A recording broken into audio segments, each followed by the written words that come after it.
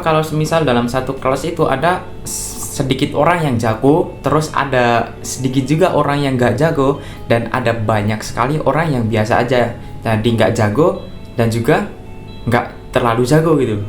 Ya, maksudku adalah jadi kemampuan seseorang itu terdistribusi normal dalam dunia ini. Seperti halnya seperti ini cuy. Yang kelihatan nggak sih? Nah ini. Jadi kan kayak hampir kayak bell curve gitu lah. Jadi yang sini adalah terkait dengan kemampuan seseorang, dimana kalau misal dalam satu kelas nih ada pelajaran matematika gitu, dan hanya ada sedikit orang nih yang nggak bisa di sini, dan hanya ada sedikit kan, tapi ada banyak orang yang cukup bisa, dimana dalam bisa dikatakan cukup bisa tuh ya hanya bisa aja gitu loh cuy. Dimana di tengah-tengah ini yang gede, makanya jumlah orang yang ada di sini tuh banyak banget. Nah terus di sini itu ada orang yang benar-benar di luar nalar tuh, intinya di atas rata-rata orang-orang biasa gitu lah. Jadi dia tuh jago, semua jago-jagonya gitu loh. Nah makanya terus ada nih, aku juga kayak ngasumsiin ya bahwa kalau misal kita ada di titik ini, itu berarti kita itu menjadi ordinary person gitu loh, atau dapat dikatakan kita itu menjadi orang yang biasa. Nah terus kadang aku mikir ya, kalau misal aku menjadi orang yang biasa, terus solusinya kayak gimana sih? Nah jadi ya, menurutku kalau misal aku jadi orang biasa, aku tuh bisa memilih untuk exit dari suatu kegiatan tersebut. Kalau misal kegiatan tersebut adalah suatu hal yang bisa keluar gitulah. Seperti halnya aku misal belajar sesuatu mengenai golf gitu deh contohnya, yang agak kan. Sebentar aku cuman bisa main golf doang, aku bisa doang nih, tapi aku nggak jago main golf. Ya udahlah, kayaknya mending aku exit aja. Kecuali jika itu aku merupakan hobiku dan juga merupakan kesenanganku, kegemaranku gitu loh. Jadi aku nggak bakalan exit. Tapi kalau misal itu aku mau menjadikan kayak aku mau menjadi atlet golf, tapi kalau misal aku mikir kayaknya nggak deh gitu, jadi mendingan aku exit gitu. Jadi ada yang pertama adalah exit, terus yang kedua adalah memperjuangkan sampai ada di titik sini, sampai kalian menjadi top 3% atau top 1% dari suatu kegiatan tersebut gitu. Ya intinya kalian udah memperjuangkan gitu sih. Jadi semisal nih kegiatan kayak contohnya ngoding gitu deh. Nah kalau semisal kita lagi kegiatan ngoding tapi kayaknya kok stuck ada di sini terus ya. Ya makanya kalau semisal kalian stuck di situ ya, solusinya ya kalian belajar lagi, evaluasi apa yang kalian lakukan, terus evaluasi terkait dengan kesalahan kok bisa stuck di sini gitu loh. Jadi ya menurutku itu sih, jadi ada dua cara ya.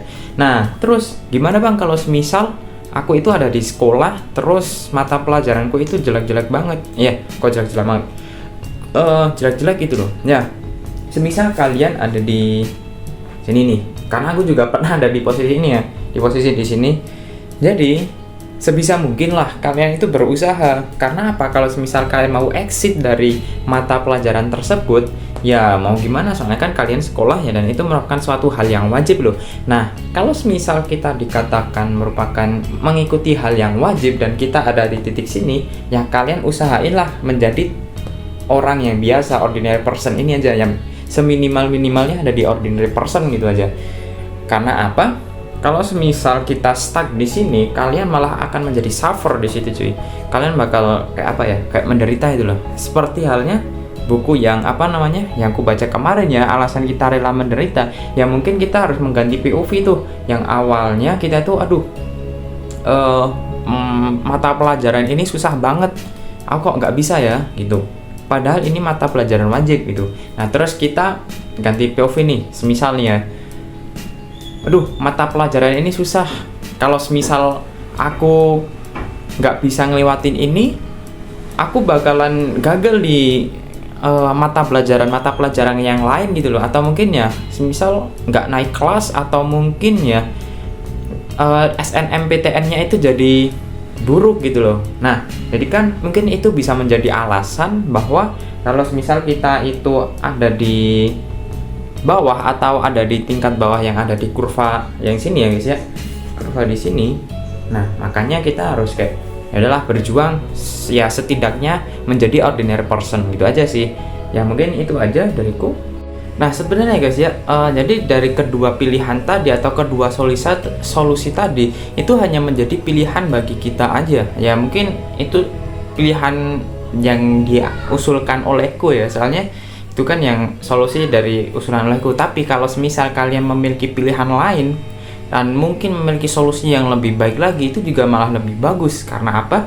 Kalian memiliki salah satu pemikiran bahwa oh ini bisa diselesaikan olehku, dan aku juga salut sih sama kalian bahwa kalian punya masalah dan kalian punya solusi sendiri gitu loh. Nah terus ya selanjutnya guys ya, kalian juga berhak memilih sih. Kalau misal kalian itu memilih untuk exit, memilih untuk mengusahakan untuk menjadi top 1% dari salah satu kegiatan tersebut, dan terus ada salah satu pilihan yang aku juga buat, yaitu adalah aku ingin menjadi titik dimana aku menjadi ordinary person tersebut.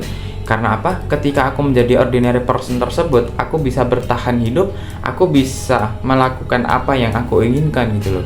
Nah so mungkin itu aja sih dariku. Kadang kan aku juga mikir tuh tadi, kalau misal aku exit berarti aku nggak mendapatkan opportunity kalau misal aku mendapatkan kegiatan tersebut gitu loh.